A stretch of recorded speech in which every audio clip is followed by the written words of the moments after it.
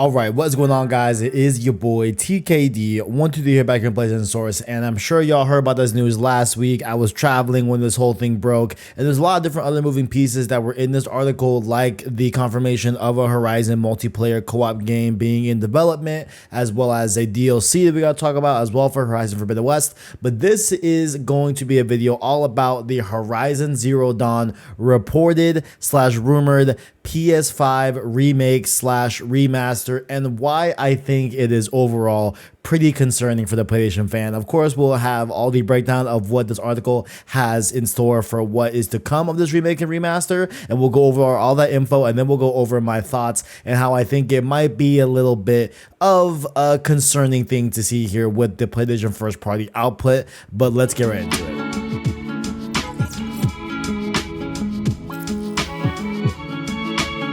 This report does come to us from MP First, that was published a few days ago, around earlier in October of 2022 here, and let's go over exactly what we got here. So on the read just this overall blurb here, first off, they say, quote, "Our source didn't elaborate whether or not this was a built from the ground up style of remake. However, we were told that the remake features an improved lighting system, ambient occlusion and such, overhauled textures, and better animations with new character models to match those found in the sequel of Horizon Forbidden West." That's the overall kind of theming of what this Horizon Zero Dawn PS5 remake / remaster is supposed to be, from what they have reported and what they have seen, I suppose. And the article goes on to break down some features that they have heard that will be in this Horizon Zero Dawn PS5 remake remaster. That does include the accessibility option suite from Horizon Forbidden West, which is very expansive, very much of the trend that we have seen PlayStation games go, where they have a ton of different features to tune the game for your specific wants and needs. We also have different graphical options coming to this remaster. To me, that reads like, hey, this will be like a PS5 game that will have performance RT if available, if they're able to do it, as well as the notion of having 120 Hz for the game and VRR support as well. I'm assuming those PS5 specific things will make its way into the Horizon Zero Dawn remaster remake, right? But then they go on to say that gameplay changes as of right now, from what they've heard, are mainly only quality of life improvements that we see with Horizon Forbidden West, and that will be an ongoing theme in this report, that they are essentially making this game a lot like Horizon Forbidden West from a more just under the hood mechanical standpoint from the game as a whole, right? So they do confirm here that features from Horizon Zero Dawn's PC release will also be in this version for PS5. That includes the longer draw distances improvements and different stuff like that. That's definitely something that I would have assumed would be here as well.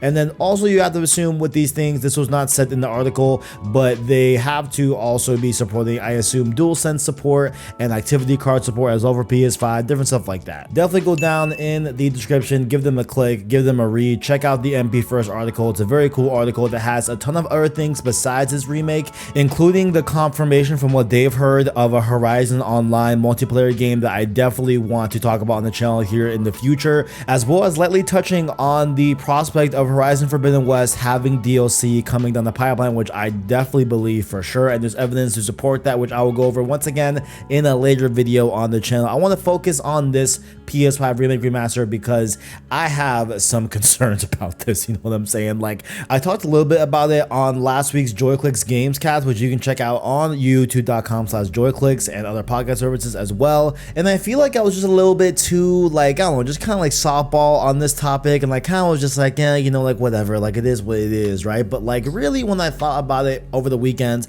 and I really, you know, took some time to really think about it, like this is pretty wild. Okay, but first I want to bring up, right, the benefits of the doubt, because there are a few benefits of the doubt here that we gotta at least lay and just underline here, right?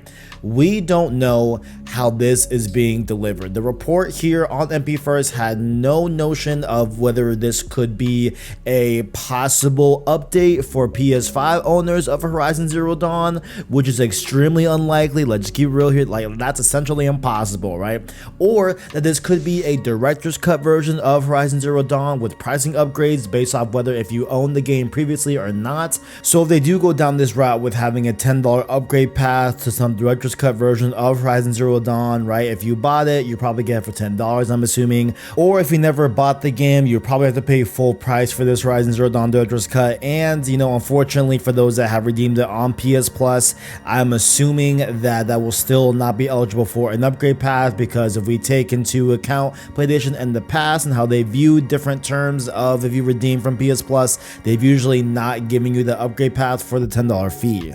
And lastly here, the doomsday scenario, the scenario that I think is probably low-key, you know, I hate to say it, but probably the most likely outcome of this whole thing, and that is that it could be a full price $70, you know, game, just like The Last of Us Part 1, right? And, you know, overall, right, we just don't know how this is being delivered quite yet. Okay, so this is a rumor, this is a report. Granted, this is a, you know, reputable source, and we have other sources that have came out and said, yeah, this is truth, and we have people that have corroborating this information. So this is probably likely going to be true. It's just now a question of how are they delivering this, you know, remake remaster, and that is really what I think is at the heart of everyone's concerns here with this Horizon Zero Dawn remake remaster, right? Like, there's nothing inherently wrong with improving Horizon Zero Dawn as a game itself. There's nothing wrong with that, but the real problem is how they are going to deliver this remake and remaster that has a lot of people, and me as well, you know, concerned about this whole thing and what precedent this sets as well. So this is clearly happening for the release of the Horizon TV show. Okay, that's been confirmed, and I assume they want to have this cross synergy type of thing in a similar vein that they did with Last of Us Part 1, where let's have a fresh new version of The Last of Us Part 1 for PS5. That way those that watch the Last of Us HBO show next year are more inclined to go pick up that fresh new version and experience all of the accoutrements and features of the PS5 with The Last of Us Part 1. And I'm assuming that they want to recreate this kind of cadence with Horizon and release this Horizon Zero Dawn PS5 remake remaster thing, whatever it ends up being, right, alongside the Horizon Netflix show. That's not a crazy prediction. That seems pretty cut and dry, and what everyone's saying as well. Like, that's definitely what I think as well. So bottom line here, right, while the inclusion of the accessibility option suite from Horizon Forbidden West is going to be really cool for those that have never played Horizon Zero Dawn and need some of those features to even interface with the game itself, that's a really cool positive thing, as well as, hey, bottom line, I enjoyed Horizon Zero Dawn when I played it, you know, back in 2017, and when I replayed it earlier this year in preparation for Horizon Forbidden West. That was actually the first game I played this year, was Horizon Zero Dawn, right? And I really liked the game, you know what I'm saying? Like, I don't like the, you know, side of Horizon Zero Dawn that has to deal with the more politics of the current world and the different tribes in Horizon Zero Dawn. I think that's kind of just like really falls by the wayside when you're exploring these underground different, you know, facilities, and you're learning more about what happened to this world and what happened to this earth. I think that is the real, you know, cream in Horizon Zero Dawn that really stands out against the crop, right? But bottom line, what I'll say as well, and what I said earlier this year on, you know, Road to Horizon Forbidden West, was that Horizon Zero Dawn holds up still. Like, it is a 5-year-old game, and that's not that shocking. It's only 5 years old, right? And it was on PS4. It got a PS4 Pro patch as well and everything. The game holds up, honestly. Like, the game holds up. Yes, you know, it has bad facial animations and stuff like that for sure, right? And that's probably like the ugliest part of Horizon as a whole, right? But like, bottom line, like, it's still a great looking game. So I think the real problem here is not that a better version is coming, it's how they are delivering this remake and remaster, like I said before, okay? Them selling this for $70, I'm sorry, it's just unacceptable at this point. Like, you know what I'm saying? Like, I'm not saying it's unacceptable because there's no way that it could be worth $70. I don't want to talk about worth anymore, really, and like what's worth it to you, because I can't talk to you knowing your financial standpoint, knowing what $70 mean to you. It means, you know, to a lot of things to a lot of different people, right? $70 to me for a PlayStation game where I cover games on this channel. I want to see what they have to offer from the PlayStation first party. I want to bring that information to you guys as well, so that is going to be worth it to me no matter what. And bottom line, I enjoyed Horizon Zero Dawn, so having a Horizon Zero Dawn in a better way, in a better format, if they can clean up those facial animations and different stuff like that, right, like that is going to be worth it to me as well, right? Like, that's just for me. But bottom line, what I'm arguing here is that I don't think that this is acceptable because it just sets a very scary precedent, okay? Horizon Zero Dawn came out in 2017. The game was only 5 years old, and potentially if this does release next year, it'll be 6 years old. But still, even if you have it in 2024, 7 years, like, it's still a very, very recent game when you look at the grand scheme of things, right? It's so young that my thoughts on the original release are still out there online for you to consume. Like Like, you know what I'm saying? Like, I was still making content. So if this is getting a remake slash remaster, right, that could, you know, very easily be charged $70, what's next? God of War 2018, Days Gone, Dead Stranding, like is 5 years now the new cutoff? So okay, now we need to remake the game and everything. Like, this is getting just a little bit ridiculous, because look, man, look, I still hold that, you know, The Last of Us was a PS3 game that got a visual remaster on PS4. Okay, bottom line, from its core, that is still a PS3 game. So that, I feel, it was a little bit easier to really, you know, swallow that pill and everything and really come to terms with you know what it was. And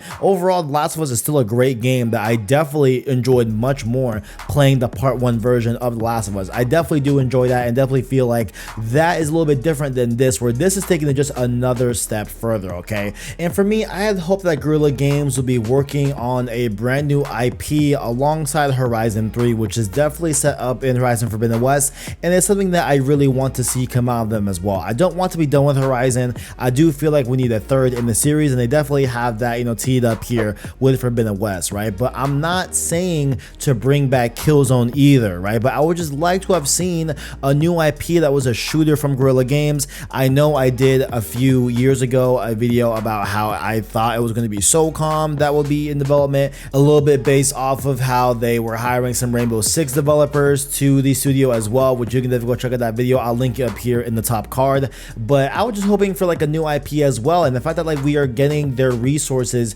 funneled into a remake slash remaster of Horizon Zero Dawn for PS5, it's just like, come on guys, like Horizon Zero Dawn really doesn't necessarily need it. You know what I'm saying? Like, I get that I'm still going to enjoy it when I play it, right? Like, it is going to be a better version of the game that I really like, but is this truly necessary for it to be only 5 years apart, right? And I'll end off by saying, hey, listen, okay, I wish they were not doing this. If it were up to me, I would not have them do this, but I do understand that it's for the Netflix show, and having those accessibility features in Horizon Zero Dawn is always going to be great for those that need it. And from an objective standpoint, you know, I should be in the running to enjoy this remaster slash remake as well, because I enjoyed Horizon Zero Dawn, and it seems to be just an overall improvement to the game itself. And due to me covering PlayStation games on this channel, I will be buying this at whatever, you know, they choose to do, whether it be a full $70, which I definitely feel like might be the case here, but you know, we still don't know.